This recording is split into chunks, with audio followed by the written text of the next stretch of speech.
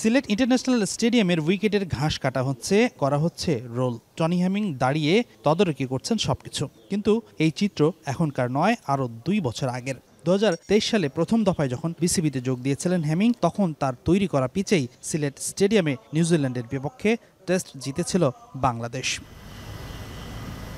এবার বর্তমানে ফেরা যাক। দ্বিতীয় দফায় বিসিবিতে ফিরে নেদারল্যান্ড সিরিজের আগে আবারও সিলেটে এসেছেন টনি হ্যামিং। উইকেটে কাপড় বিছিয়ে রোল করা হচ্ছে, আর ঠায় দাঁড়িয়ে সেটা পুঙ্খানুপুঙ্খানুভাবে পর্যবেক্ষণ করছেন বিসিবির টার্ফ ম্যানেজমেন্টের হেড টনি হ্যামিং।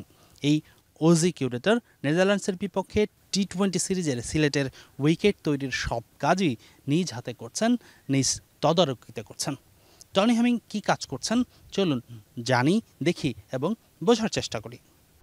মাঠে এসে সবার আগে গ্রাউন্ড কর্মীদের সাথে কথা বলেছেন হ্যামিং। এরপর উইকেট দেখেছেন, হাত দিয়ে চেপে বোঝার চেষ্টা করেছেন কতটা শক্ত পিচের মাটি। এরপর উইকেটের উপর কয়েকবার হেঁটে বোঝার চেষ্টা করেছেন ভালোভাবে। উইকেটে বল ফেলে বুঝতে চেয়েছেন বাউন্স প্রত্যাশিত আসছে কিনা। পর্যবেক্ষণ শেষে শুরু কাজ। উইকেট প্রস্তুত করতে পানি দেবার নির্দেশ দেন হ্যামিং। তবে গ্রাউন্ডসম্যান দিয়ে নয়, নিজেই পাইপ হাতে তুলে নিয়ে পানি দিয়েছেন পিচে।